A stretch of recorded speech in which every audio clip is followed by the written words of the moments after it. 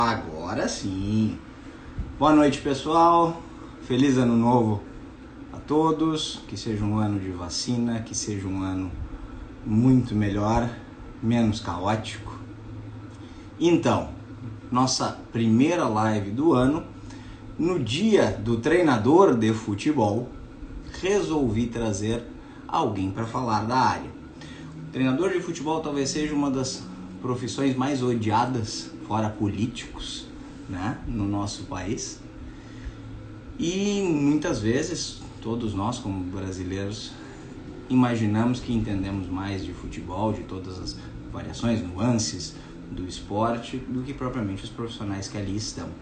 Então, para conversar conosco, eu estou trazendo um grande amigo, colega durante alguns anos, estivemos juntos em etapas de mestrado e tudo mais, e com uma larga experiência no futebol, foi auxiliar técnico, foi técnico, teve no Brasil, teve no exterior, teve em várias esferas do futebol. E eu quero chamar esse cara para conversar com a gente. Ele já está aqui, vamos dar uma olhadinha. Tá aqui o cara, vamos chamar ele.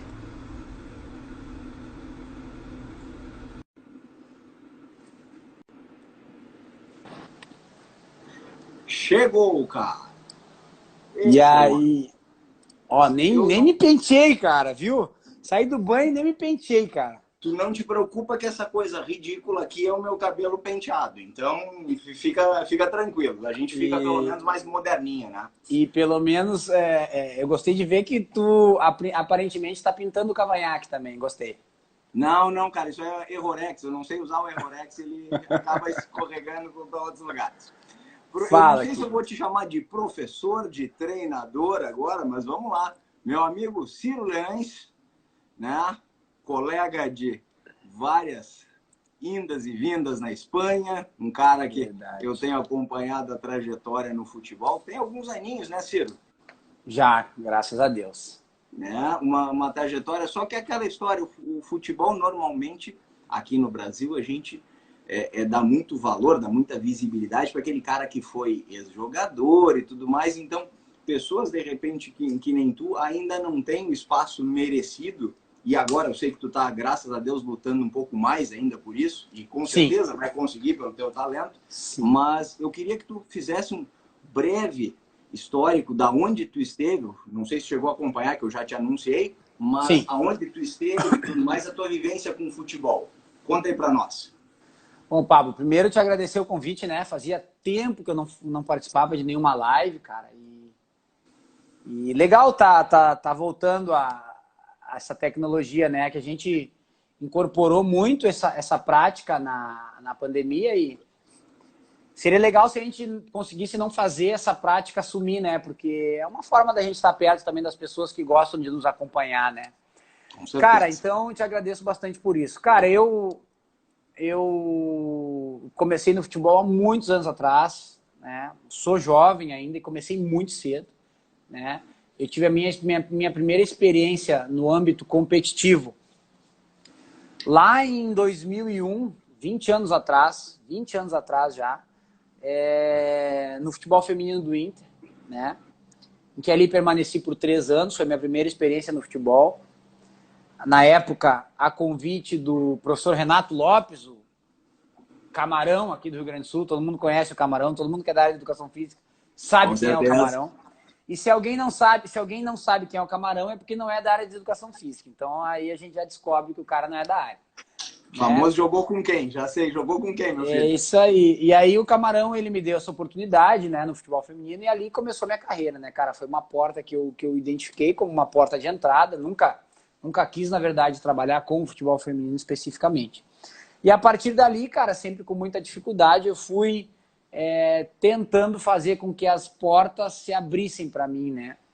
Eu costumo dizer, Pablo, que existem portas, inúmeras portas, e todas elas podem ser abertas. Só que para algumas pessoas que não foram ex-jogador, que não são filhos de ex-treinadores, essa porta ela é um pouco mais emperrada, assim, ela é um pouco mais pesada.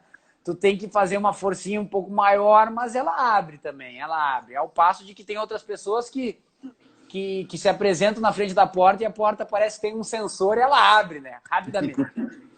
Mas são coisas que a gente se acostumou, que eu me acostumei a lidar. Hoje eu não vejo mais isso como uma injustiça, nenhum problema. Eu vejo como algo normal.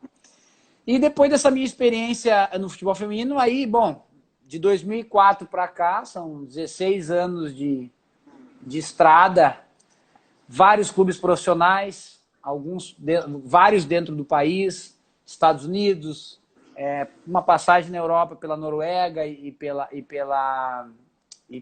Áustria, e uma experiência muito boa no Oriente Médio, por 2 vezes em Bahrein. Né? Como é que é o nome? Eu tô tentando me lembrar como é que é a pronúncia do time, cara. É Busaitin Club. Realmente, eu não ia pegar mesmo. É All Busaitin Club. Né? Eu fiz 2 temporadas lá. E na primeira fomos vice-campeões da Copa do Rei, e na segunda fomos vice-campeões da Supercopa.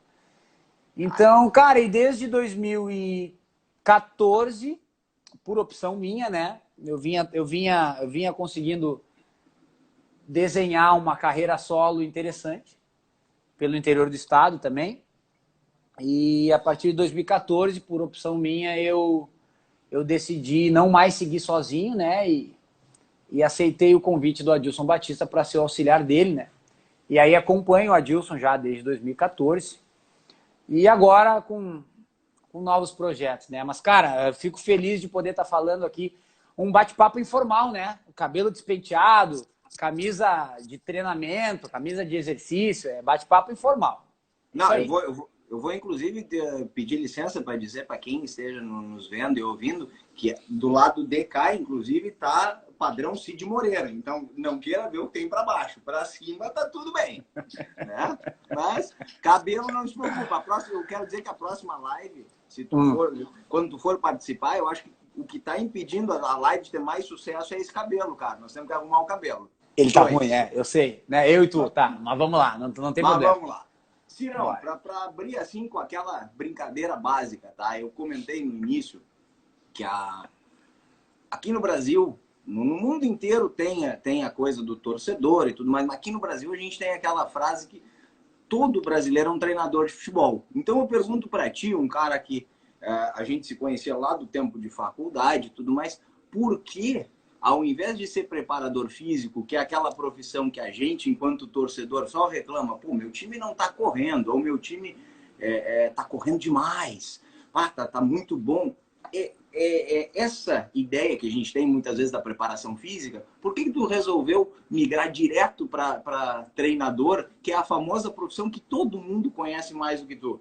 Quer dizer, qualquer que pessoa chega, acha tua mãe deve conhecer mais futebol do que tu, teus filhos devem conhecer mais futebol do que tu. Quer dizer, tu só tá no futebol praticamente para ser chamado de burro, vamos dizer assim, na grande maioria das vezes. Por que escolher ser treinador? E a gente é muito chamado de burro mesmo. E burro hoje em dia até é um elogio, né? Porque com esse advento das redes sociais aí, a gente é massacrado durante o jogo, antes do jogo, depois do jogo. Mas sabe, Pablo, que nunca ninguém me fez essa pergunta, cara. Por que eu... Né, por que eu já fui para a parte técnico-tática e nunca fixei a minha função na preparação física?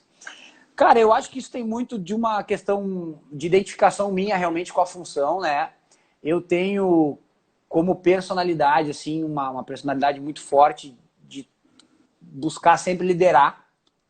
Né? Isso não tem como te explicar, isso é uma questão comportamental minha, o meu perfil é esse. Eu sou um cara... Não sou o coach também, eu sei que os coaches dizem que o cara tem perfil assim, assado, eu não sei qual é o meu perfil, mas eu sei que eu tenho um perfil de liderança. Né? E, inclusive, todas as vezes que eu tive como preparador físico, porque eu também tive a experiência de preparador físico, né?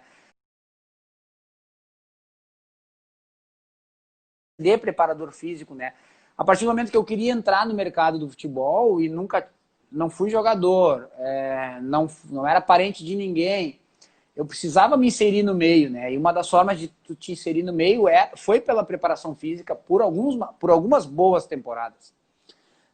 Então, eu acabei também desenvolvendo conseguindo utilizar esse espaço da preparação física para desenvolver a questão da liderança pessoal, da gestão de vestiário, da gestão de grupo. e acredito que foi muito válido para mim, né? Eu nunca fui um preparador físico assim elogiável, pelo menos nunca. Minha função de preparador físico nunca me gerou muitos elogios, nem nada assim.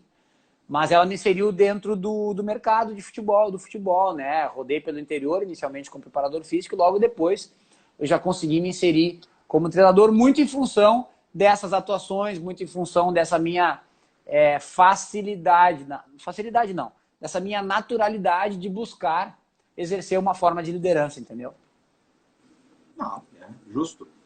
E assim, vamos para a parte, eu acho, mais tentando linkar um pouco com a ideia do professor de educação física. A gente, enquanto professor, a gente tem, principalmente nós que somos uns pouquinho mais antigos já, que passamos por licenciatura plena, a gente tem uma ideia mais humanista, a gente já tem aquela visão globalizada do nosso aluno, não é simplesmente aquela função motora que a gente cobra todo um processo do aluno. E aí eu te pergunto, dentro do futebol, um esporte de alto rendimento, e principalmente dentro da cultura paternalista que a gente tem muitas vezes com o atleta aqui no Brasil, o que tu acha que a profissão educação física, professor de educação física, te agregou para enxergar ou para tratar o extracampo do atleta, para conseguir um melhor rendimento? Aonde tu acha que isso pode ter te ajudado? Ô, Pablo, ajuda completamente, cara. Faz toda a diferença, cara. Tu ser capacitado para pedagogia do esporte, didática do esporte, de ter uma sequência. O simples fato de tu ter o conhecimento sobre como promover um planejamento de uma sequência lógica de um processo de aprendizado, por exemplo, já faz toda a diferença. Tu já consegue enxergar todo o processo de uma forma diferente e tu consegue abordar nos momentos adequados, né? Então, eu realmente percebi essa primeira... a primeira vez que eu percebi o quanto a faculdade de educação física estava sendo importante na minha formação foi quando eu tive a minha primeira experiência nos Estados Unidos, né, em 2003, logo que eu saí do feminino do Inter, né? Lá eu percebi o quanto aquelas cadeiras que eu achava que eram chatas pra caramba, tipo didática 1 e 2, que eu detestava aquelas cadeiras, pelo amor de Deus. Professora Denise, professor Júlio Sócer, a gente lembra. Da Fonseca. Mas o Júlio Sócer é meu amigaço hoje, só que assim, mandava ler artigo toda a aula, não aguentava mais ler artigo, entendeu? E ficava chato aquelas aulas, eu não conseguia ver aplicação prática, né? E lá foi a primeira vez que eu realmente percebi o quanto... Por que eu percebi lá? Porque lá eu me deparei com uma barreira maior, que era a barreira da comunicação do idioma, né? E aí eu tive que me ver pela primeira vez, assim, confrontando e pensando um pouco mais sobre esse outro lado de como tu planejar uma abordagem, como tu planejar uma manipulação de grupo, e não só naturalmente as coisas acontecerem. Então, realmente, ali eu percebi, cara, que faz toda a diferença, principalmente por essas questões, sabe? Eu não acredito que faz tanta diferença somente na questão da aplicabilidade de conhecimentos, tá, científicos. Eu acho que faz a diferença, pelo menos na formação que nós tivemos. Nós somos formados... Eu sou formado há 16 anos, cara, parece mentira. Me formei em 2004, 2003, 2004. Então, cara, já faz 16 anos. Naquela época, a formação ainda era diferente. Eu ainda peguei uma licenciatura plena. Eu fui formado para ser útil, basicamente em várias modalidades, em várias áreas de atuação. E hoje a gente percebe uma formação bem diferente, né? Profissionais bem mais específicos, né? Bem mais técnicos, né? Mas também bem mais limitados em termos de pluralidade de atuação, né? Concordo. E assim, um aspecto muito comentado, antes de fazer essa live, eu tinha, obviamente, preparado algumas ideias de perguntas que normalmente elas não são feitas ao profissional do futebol. E nisso eu fui recorrer a pessoas que eu considero também que conheçam o processo, que já tiveram lá dentro, que tenham dúvidas pertinentes. Aí eu faço para ti uma pergunta que eu sempre tive E engraçado, todas as vezes que a gente teve a oportunidade de conversar, eu nunca te fiz, então que seja agora. A profissão do futebol, o mundo do futebol de uma maneira geral, vamos pensar a Série A, tá? Para deixar isso Tá. bem claro. É uma profissão bem remunerada, de uma maneira geral, se comparado ao brasileiro cidadão médio. Sim. Se eu me formar agora como professor de educação física, novamente, eu não consigo ficar no mercado se eu não buscar atualização.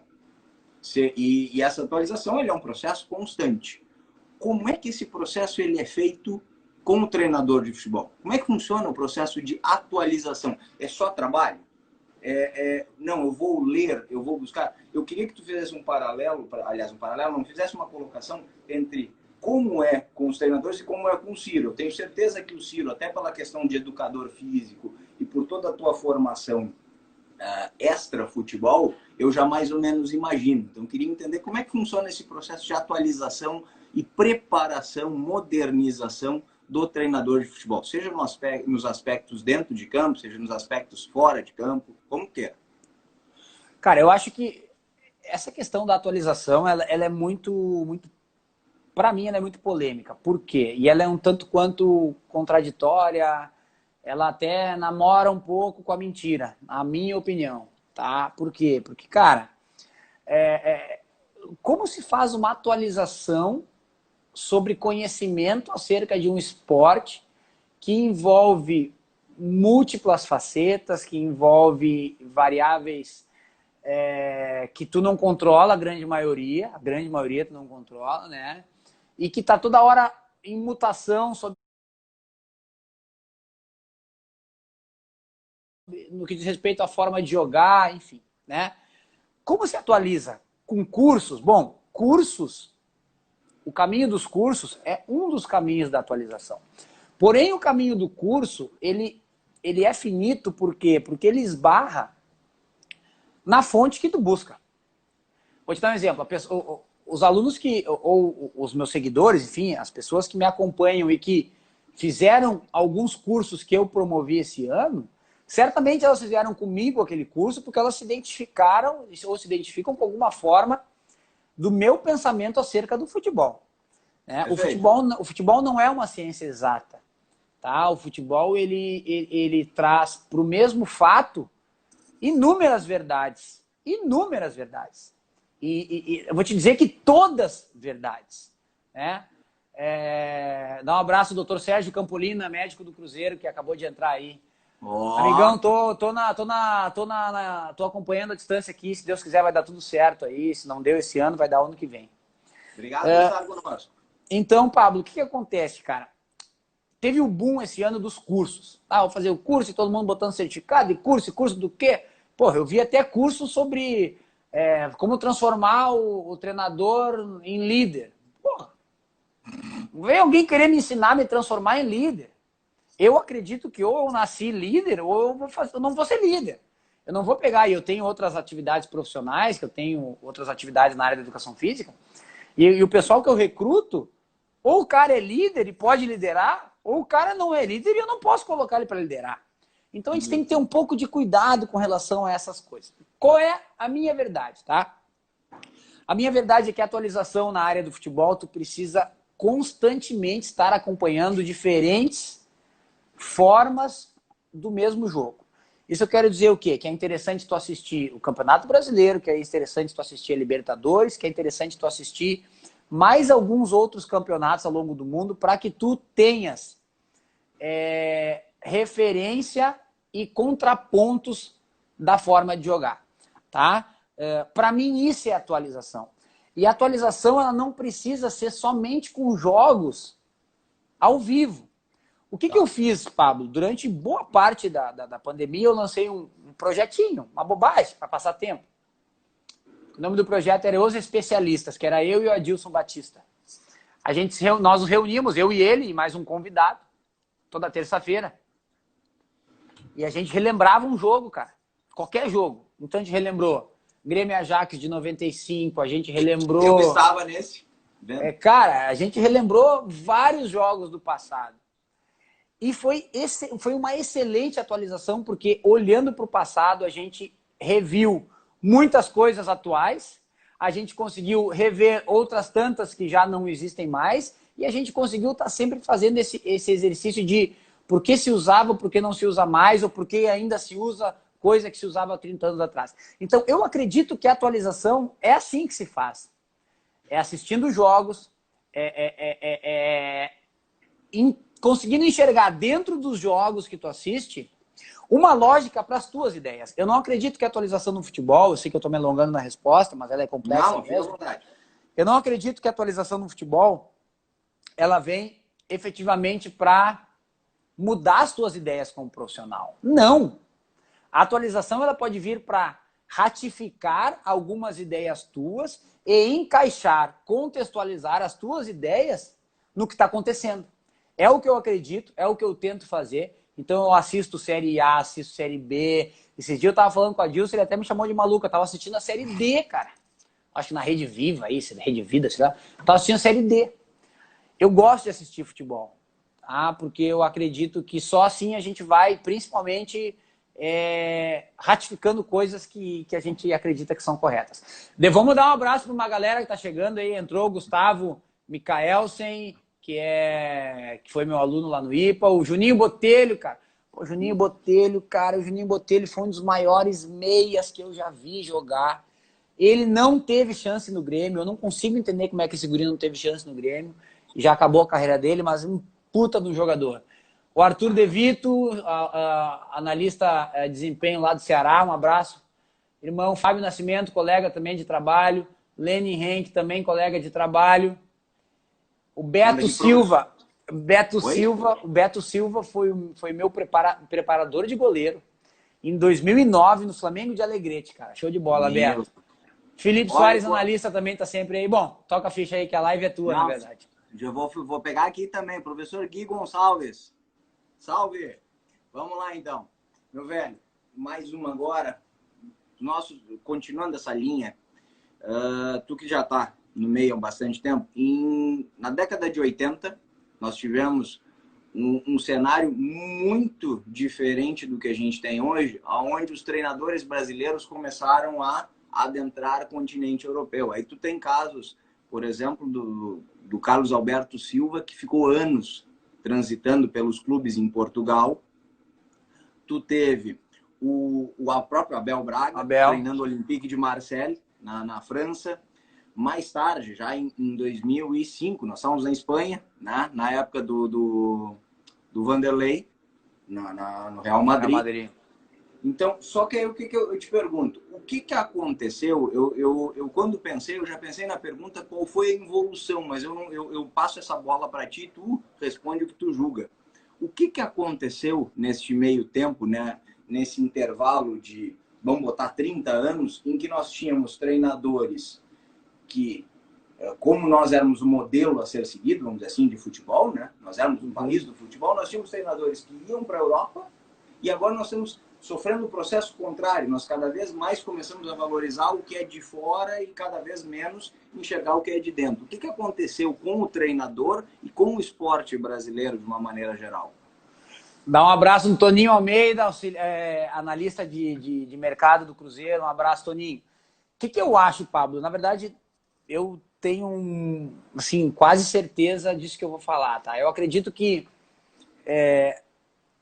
todo nicho de profissional vai ter a sua oportunidade dentro do mercado. Eu acho que nesses anos que tu colocaste, foram os anos que foi aberto para o brasileiro portas gigantescas, não só, tu falasse na Europa só, mas eu cito aqui a Ásia e o Oriente Médio. Não, tá? Oriente Médio, então, nem se fala. Evaristo de Macedo, companhia, vamos longe. E efetivamente, o que aconteceu, cara? Aconteceu que, na proporção da abertura de portas, a performance, o desempenho e o trabalho apresentado não foi relativamente aceitável para o custo-benefício.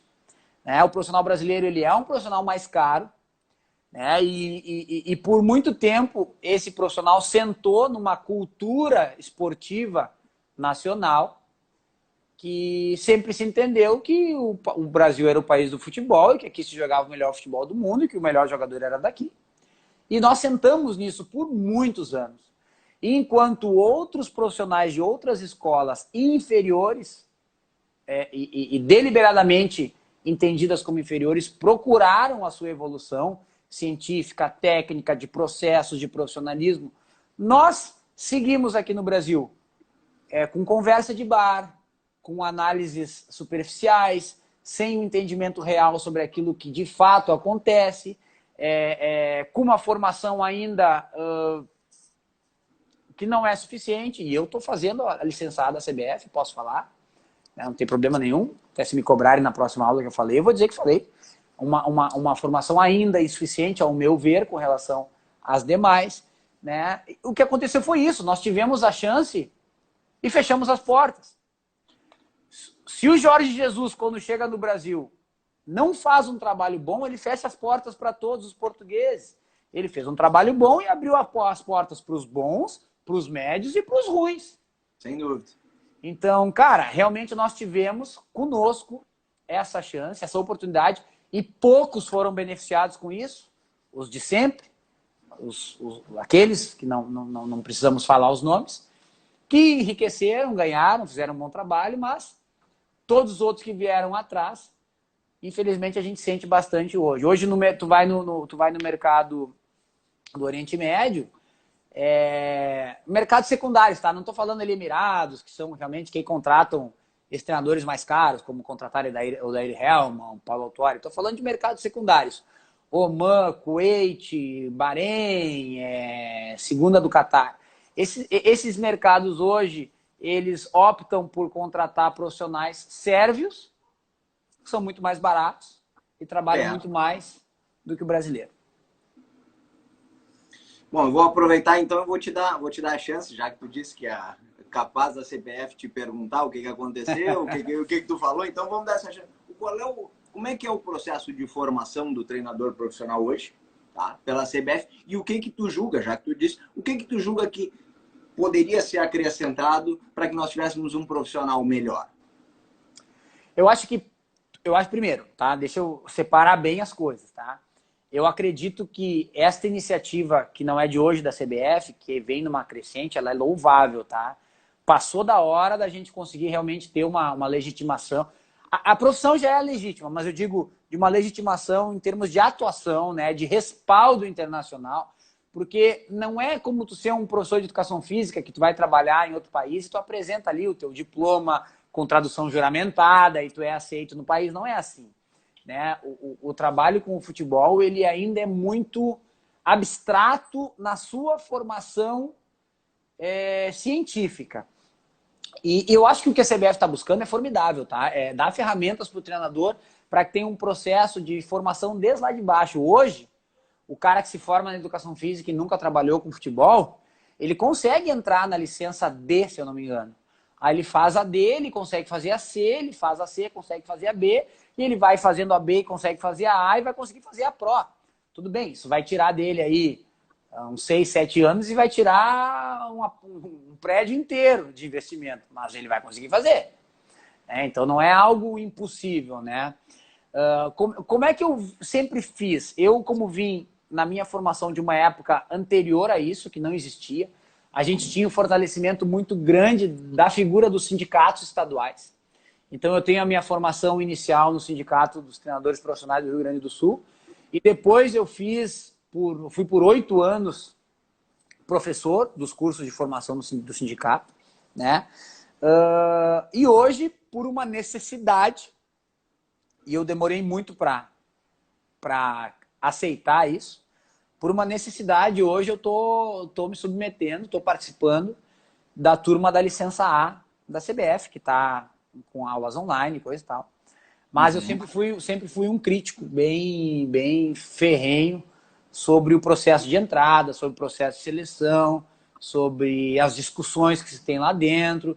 Via de regra, eu acredito que a gente, pelo investimento que se faz e pela magnitude da licença que vai se ter, eu sou um defensor de discussões mais aprofundadas, verdadeiramente mais aprofundadas, né?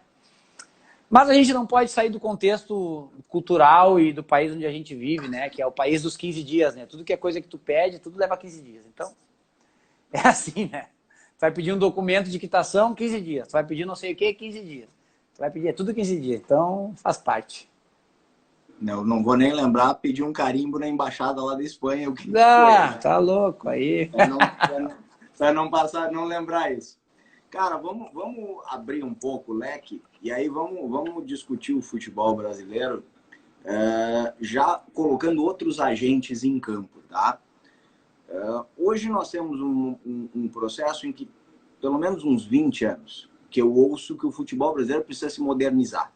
Com o 7-1, a modernização passou a ser uma coisa mais do que obrigatória, dado o, aspas, vexame, que a gente já estava tendo ao meu ver, a gente já estava tendo sinais bem claros que nós estávamos ficando para trás em alguns aspectos de jogo, mas ok, é a opinião do torcedor aqui.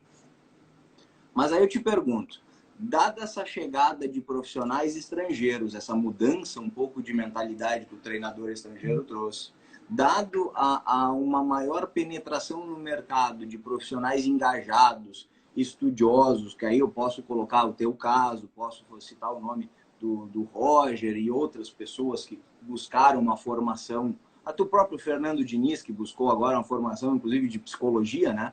Sim. Fica uma dúvida. As demais esferas do futebol brasileiro, e aí quando eu falo isso, eu vou entrar num ponto, para mim, nevrálgico, que é imprensa, tá? Torcida e dirigentes, eles estão preparados, de fato, para este profissional, e quando eu digo profissional, eu ponho tanto o treinador, o auxiliar, até quanto o jogador, mais crítico e intelectualizado. Nós estamos prontos para essa modernização, e aonde que tu julga que essa modernização ela começa? Ela tem que começar pela imprensa incentivando, ela tem que começar com o torcedor. Eu tenho a minha visão, mas eu gostaria de ver de alguém que está lá ouvindo ouvindo o seu nome chamado de burro muitas vezes. Pablo, eu acho que essa questão da imprensa eu acho que é um caminho sem volta, assim. Eu, de fato, não acredito em nenhuma mudança muito significativa, né? Porque eu acredito que a imprensa, ela retrata muito o contexto cultural do local, né? No Brasil as coisas são assim, o Brasil é o país dos resultados e não dos processos, né? O Brasil é o país da chegada e não da caminhada, né? A gente valoriza muito algo pontual e em virtude de tu valorizar um processo que pode culminar como consequência em alguma coisa boa. Então, a gente também repassar só para cima da imprensa essa discrepância de questões eu também não acho muito legal. Mas eu acredito que, assim como nós, treinadores, estamos passando por um processo natural de reciclagem, tanto de novos nomes, eu acho que aos poucos a gente vê isso também na imprensa, né? A gente vê novas pessoas entrando, pessoas mais, mulheres super capacitadas, falando sobre futebol, né? A gente vê comentaristas mais jovens que realmente a gente percebe que eles buscam um conhecimento maior. Só que é aquela coisa, porque o cara não jogou, o que o cara fala vale menos. E aí esse é o país que a gente vive e eu sou daqueles que pensa que não adianta a gente ficar tentando mudar isso. Eu acho que a gente tem que se adaptar muito mais do que mudar. Eu acho que hoje, esse treinador mais capacitado, é responsabilidade dele se adaptar a esse sistema. É responsabilidade dele conseguir fazer uma leitura melhor da imprensa, saber melhor o que ele deve falar ou não, se colocar melhor, transmitir melhor a sua mensagem. Porque, cara, tu tem o microfone um minuto para uma resposta, ou numa coletiva de imprensa ali 15 minutos, e a imprensa depois tem 6 dias inteiro com o microfone falando sobre, repercutindo uma entrevista tua de 15 minutos, entendeu? Então, a gente precisa se capacitar muito mais, não adianta. Mas aí eu volto nesse aspecto. Eu vou pegar o treinador, eu vou ser obrigado a dar nomes, tá? Eu vou pegar o treinador da seleção, tá? Que é o titês, já é praticamente uma linguagem conhecida no dicionário Aurélio ainda, né? Então, aí eu te pergunto, com com uma linguagem dessas, é visível que tu tem um profissional preparado, mas tu alcança, muitas vezes, uma imprensa tão crítica e vou colocar a barra cruel, e se tu ganha, tu é um gênio. Mas se tu perde, o teu português é porque tu não alcança, é porque tu tem uma mania de fazer floreios. É essa a minha preocupação. Quer dizer, até que ponto essa transformação ela tem que começar em ti, profissional, e ela não começa. Que não existe nenhum tipo de movimento do treinador para pelo menos ter um posicionamento, ou ter um respeito maior da imprensa, principalmente com isso, cara. Eu não consigo enxergar muito esse movimento, até porque... Não, te pergunto. Não sei, eu também acho que não. Não vejo isso. Até porque, assim, quando tu perde, qualquer coisa é justificativa. Ou é o teu português correto, como no caso do Tite, ou é a tua resposta atravessada, como era o Muricy, ou é o teu português errado, que tu fala errado, como algum aí, ou é o teu cabelo que tá ruim. Então, cara... Tem muito, assim. Eu me lembro, cara, 2011, eu era treinador do Esporte Clube Rio Grande, no Campeonato Gaúcho. E o meu time já estava quase classificado. E eu tinha um jogo contra o Farroupilha, em Pelotas, na quarta, e no domingo. E na quarta eu tinha um clássico contra o Rio Grande, fora de casa. E o meu time estava em segundo lugar, se não me engano. E aí eu poupei a maior parte do time para levar para jogar em Pelotas, porque eu queria fazer um bom enfrentamento no clássico, né? O clássico Rio Rita, lá de Rio Grande, é um clássico muito tradicional. Muito legal o clássico. E o que aconteceu? Que o meu time vinha bem, a gente estava muito bem na temporada, na tabela, e nesse jogo aí nós perdemos de 4-0 do Farroupilha. 4-0 nós tomamos. Uma roda. Acabou o jogo, o repórter veio direto para mim com a seguinte pergunta: técnico Ciro Leães, valeu a pena poupar os jogadores? Essa pergunta que o cara me fez, cara. Se eu respondo que valeu a pena, é porque o treinador jogou para perder. Se eu respondo que não valeu a pena, o treinador planejou errado. Cara, então... De qualquer forma, só faltou o fósforo, porque eu quero... O que tu vai fazer? Já foi na mão, né? O que tu vai fazer, né? E aí eu respondi, realmente a gente não estava no nosso dia, fizemos um jogo bem abaixo e chegamos no clássico lá e vencemos. Mas então, cara, não tem muita casca de banana, assim, né? Tudo que tu falou, eles jogam pra ti, pra tu escorregar. E outra, ainda tem repórteres que fazem perguntas que sabem que vão te irritar, principalmente, sabem que aquele assunto te irrita. E, cara, a gente tem que estar cada vez mais capacitado. E não tem jeito, Pablo. Tem que ganhar jogo, cara. Se não ganha jogo, meu amigo, não adianta treinamento, não adianta nada. Mas aí tem que ser, ou tem que ser um pouquinho surdo, ou também tem que ter um período de análise sangue de barata violento em algumas coisas. Acho que até por isso que o Muricy virou esse ícone do futebol, porque o Muricy não tinha papa na língua para falar, dava no meio do jornalista, né? Mas hoje a gente também tem essa questão da rede social, cara. A rede social ela é muito desumana. Essa sim é desumana. A rede social é desumana. Então, até o cara tem que não olhar. Mas, cara, tu sai de um jogo, aí tu pega o teu telefone depois da entrevista, depois do jogo, tu vai abrir alguma coisa, tem um monte de xingamento na rede social. Cara, é absurdo. É absurdo. Hoje em dia tá difícil.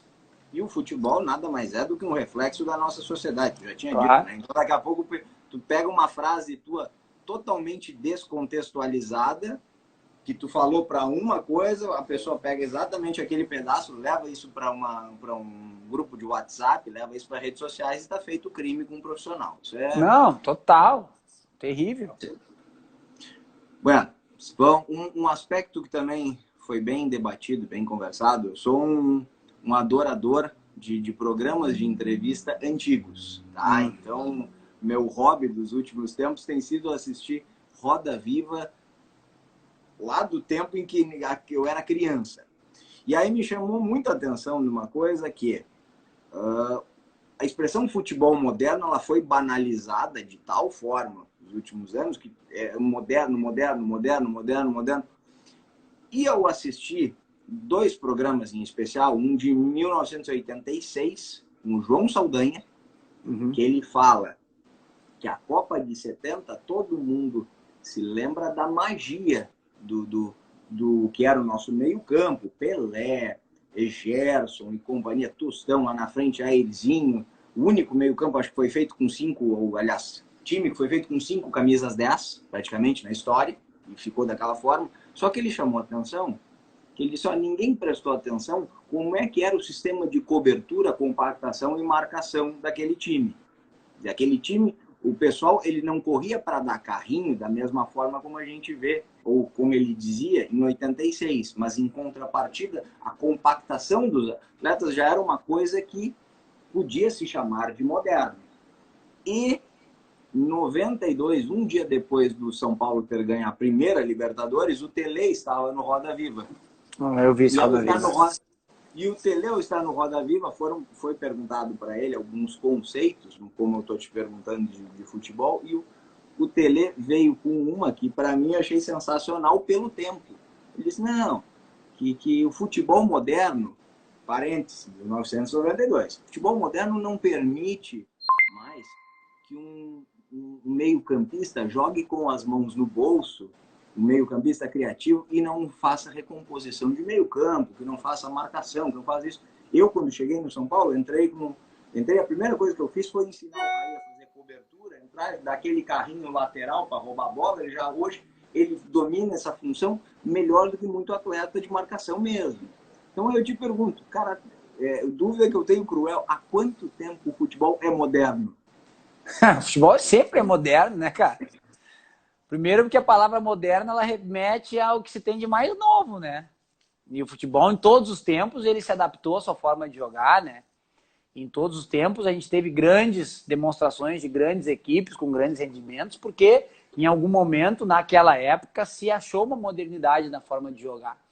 E o negócio do futebol moderno, na verdade, para mim, eu vinculo muito mais essa expressão a tu sempre encontrar formas novas de jogar que surpreendam o teu adversário e que te tragam uma sustentação melhor. O moderno não é tu ter, sei lá, 4-3-3, 4-2-3-1, 2 aberto e... Não é isso que transforma o futebol em moderno, não. O que faz o futebol ser moderno é a forma que tu joga, se ela é efetiva, se ela traz para o teu adversário mais dificuldade, se ela traz, a partir dessa dificuldade do teu adversário, vantagem para ti. Isso que é futebol moderno. Futebol moderno é aquele futebol que te aproxima cada vez mais da vitória, né? E é claro que hoje a gente tem já essa discussão, trazendo também para o mesmo balaio, conceitos de treino, conceitos de trabalho, conceitos de periodização, ótimo. Isso realmente super válido. Mas quando a gente fala sobre futebol, eu vou te fazer um breve resgate histórico, tá? Vamos lá. O primeiro sistema tático que se tem registro aliás, da era moderna, tá? É o WM. WM tinha 3 jogadores na defesa, 4 jogadores no meio e 3 jogadores no ataque que estavam posicionados de forma a tu desenhar um W e um M. Um W de cima e um M de baixo, tá? Não. WM. Aí o WM, quando surgiu, em 1925, no Arsenal da Inglaterra, com o Herbert Chapman, o treinador que inventou esse modelo de jogo, ele patrolou, cara, porque ele encontrou adversários organizados de uma outra forma, não tão uniformemente distribuídos no campo, com outras funções, e ele patrolou. E naquela época, sem tanta facilidade de intercâmbio de informação, por muitos anos, o WM foi o grande sistema tático do mundo porque ele patrolava. E aí ele começou a ser copiado por principalmente aqueles times, aquelas seleções que eram arrasados pelo WM, passavam a jogar no WM, e aí aquele sistema que era, num momento muito moderno, passou a não ser mais tão moderno porque não proporcionou mais tanta vantagem com relação ao adversário, porque se igualaram as forças. E aí a gente dá um passo à frente, em algum momento, algum treinador pensa como vencer o WM. E esse exercício de como eu vou ganhar do WM, como eu vou ganhar do WM, esse pensamento de como eu vou reajustar meu time, isso faz com que se encontre a modernidade no futebol. A modernidade no futebol naquele momento foi o 4-2-4, que vem para... Só um parênteses, Fala. preciso te interromper, Fala. que o Felipe aqui está dizendo o que seria patrolar? Ele estava perguntando em relação a como o WM patrolava. Ó, desculpa Patrolar é patrolar é um termo que a gente usa aqui no Rio Grande do Sul, Felipe, de atropelar, de passar por cima, passar uma patrola, entendeu? Sabe o que é uma patrola? Passa uma patrola por cima. Não pode passar trator, hein? Não pode trator. Trator não pode. Então, naquele momento, o 4-2-4 apareceu para contrapor o WM e mudou a forma de jogar. Por mais que tivesse menos jogadores do que o WM no meio do campo, o 4-2-4 apresentou uma dinâmica de jogo diferente, que não dependia muito do jogo no meio. E aí ele tinha a superioridade tanto na defesa quanto no ataque, porque tinha 4-4 contra 3-3. Isso, naquele momento, foi a modernidade do futebol. E aí o 4-2-4 começou a passar por cima do WM. E aí se buscou uma solução e se encontrou o 4-3-3, que contrapôs o 4-2-4. E voltou a ter uma predominância de jogo mais pelo setor de meio, onde tinha uma superioridade numérica. Nesse momento, o 4-3-3 era um futebol moderno. Depois se buscou o 4-4-2, em que se tirou mais uma vez um jogador de ataque, se trouxe mais uma vez um jogador do meio. E aí se tem pela primeira vez 3 sistemas em sequência que valorizam a forma de jogar com a posse de bola no meio do campo, tirando numericamente um jogador do campo de ataque. Então, isso, Pablo, é a busca pelo futebol moderno. É tu encontrar formas de jogar. Hoje a gente joga no 4-2-3-1, mas a gente nem fala mais sobre números, porque hoje a modernidade atual, ela se remete ao comportamento de jogo, ao padrão de comportamento de jogo, que individualmente cada jogador tem e que, se somados uns aos outros, traduz no padrão de comportamento da equipe. Então, isso hoje é o que se tem de mais moderno no que diz respeito ao futebol. Falei demais, né? Eu sei. Não, fantástico. Fantástico. Cara, falando do futebol moderno, me veio, obviamente, aqueles duelos fantásticos de Guardiola, Mourinho, que são, inclusive, propostas de jogo completamente diferentes, né? Mas uma situação que eu acho que é muito confortável para ti, inclusive, comentar. Para quem não conhece, o Ciro tem livro publicado já sobre o futebol. Não é um cara novo de futebol. Sim. Continua sendo um cara jovem, mas não jovem no futebol. Estou envelhecendo já, viu? Já estou envelhecendo. Todos, cara. Mas tem uma certa angústia minha, que é o fato de nós, durante muitos anos, muito mais pela técnica, creio, mas fomos um modelo a ser seguido.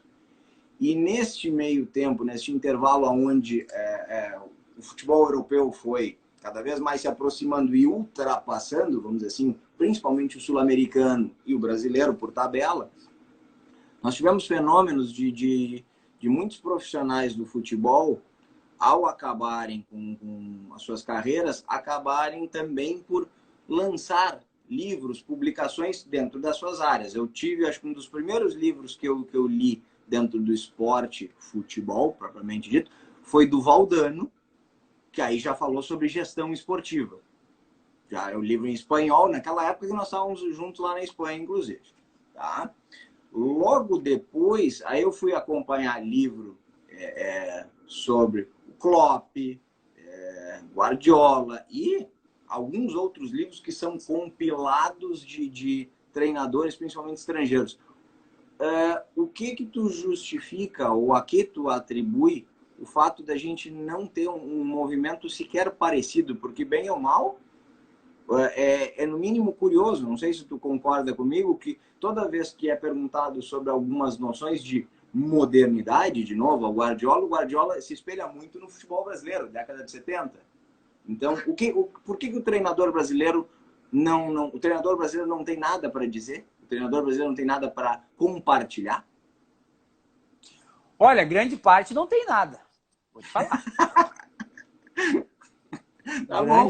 Grande parte é vamos, dois toques. Parte.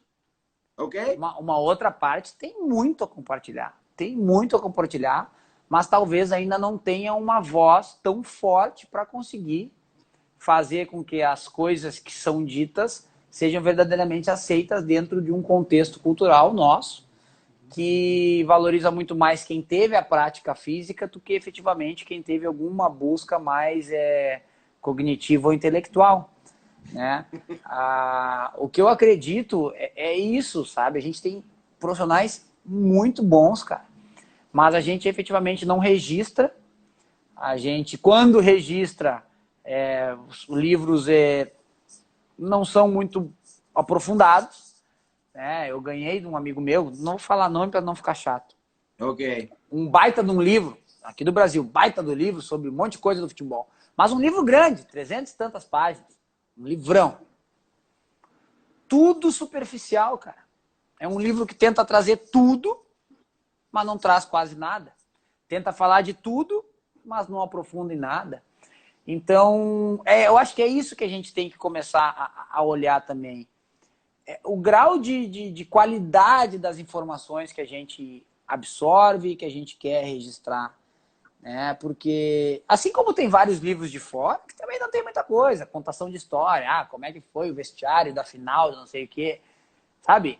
Então, agora, de fato, como é que é o processo, qual é a escolha, como é que se define a escolha dos objetivos a serem treinados na pré-temporada, como é que se organiza os objetivos a serem treinados na pré-temporada de uma forma lógica, escalonada e progressiva. Cara, isso tu não acha em lugar nenhum, Pablo. Em lugar nenhum tu acha. Entendeu? Então, ou porque realmente a gente tem essa deficiência científica de conhecimento, ou porque a gente não registra por algum outro motivo, né? Eu fiz 2 movimentos de registro, um em 2013 e outro ano passado, um livro editado e um livro publicado e um e-book, né? Mas, cara, O segundo, diga-se passagem, o segundo eu tenho, o primeiro eu não tive. mas vamos providenciar. Diga-se de passar, tu faz só para contribuir, porque também tu não vende muito, porque o pessoal também não se interessa muito, e o pessoal quer muita resposta pronta, e aí quando tu tenta passar uma ideia mais aprofundada de um entendimento de um processo, tu exclui muita gente que poderia ser teu leitor, porque tem mais dificuldade, então... Mas eu poderia me atrever, então, e avisar o pessoal da CBF, que eu tenho certeza que eles devem estar nos ouvindo agora, atentamente, né? Que um trabalhinho de conclusão, assim, para licença A não poderia ser um troço bacana. Eu te dou o exemplo que eu fiz um curso de administração esportiva pelo Comitê Olímpico e boa parte do curso de gestão, a gente, antes de fazer o nosso trabalho de conclusão, a gente tem a direito ao acervo, vamos dizer assim, de todos os trabalhos. Cara, tem trabalhos fantásticos. A aplicabilidade, alguns deles, eu confesso que é meio rasa, meio complicado, mas de uma maneira geral tem excelentes trabalhos. Só que é uma exigência do COB para poder fazer esse curso. Será que daqui a pouco não é o momento da CBF incentivar um trabalho? Olha só, vamos dar um parênteses agora. Olha quem entrou na live, Dedé. Ô, velho, abração, cara. Dedé agora anda usando uns negocinhos lá de luminária lá, tirou os bicos de luz, botou na grama lá e acende, apaga e faz os caras tocar na luminária. Vou te contar só em Bagé mesmo. Não posso falar, né, da minha terra, né, cara? Eu fico até constrangido, mas paciência. Vamos mudar de assunto, vamos voltar para o que interessa. Valeu, Bagé, um abraço. Cara, me repete tua pergunta. Eu cheguei a sair também do contexto, mas nós estávamos falando sobre a questão da literatura, sobre a questão de escrever alguma coisa os treinadores. Eu te dei essa sugestão, realmente, que daqui a pouco a CBF poderia levar isso como algo, nem que fosse a título de anais lá no futuro, algum compartilhamento de... Mas aí, Pablo, para tu exigir isso, tu precisa proporcionar, antes disso, momentos de discussões mais aprofundadas, mais científicas e um pouco mais delimitadas, entendeu? Sem dúvida. Como uma faculdade, enfim, como... Não estou dizendo que tem que se transformar o curso de formação em uma faculdade, mas quando tu faz uma faculdade, tu tem esses momentos. Nos cursos de formação, eu ainda não vejo essa maturidade em termos de transmissão de conhecimento. E aí eu acho que simplesmente repassar essa necessidade, essa obrigação ou essa demanda para esse profissional que pode não ter uma capacidade de formação que não é só culpa sua, eu acho que daí a gente estaria já olhando muito na frente, né? Eu acredito que teria que ter um processo melhor, uma formação melhor, aulas melhores, né? Momentos de discussões mais ricos para que o profissional tivesse mais capacidade de fazer isso, entendeu? Cara, fantástico. Eu teria, acho que aqui, assunto para pelo menos mais umas 2 ou 3 lives. Tô dando aquela olhadinha básica na cola. Já aqui, acabou o tempo, já? Mas assim, já são 2 para as 10. Queria te agradecer demais pelo ter aceitado o convite, por a gente se ver, inclusive super à vontade, né?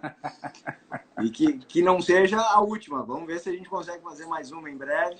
Tá? Até para tu contar o teu novo momento profissional, que eu tenho certeza que tu vai te inserir muito em breve. E aí vamos modernizar esse futebol, vamos buscar mais soluções, vamos buscar mais profissionais aí que nem o Ciro. Certo? Pablo, eu só agradeço, cara. Espero ter conseguido contribuir de alguma forma aí. Enfim, pode contar comigo, cara. Vamos em frente.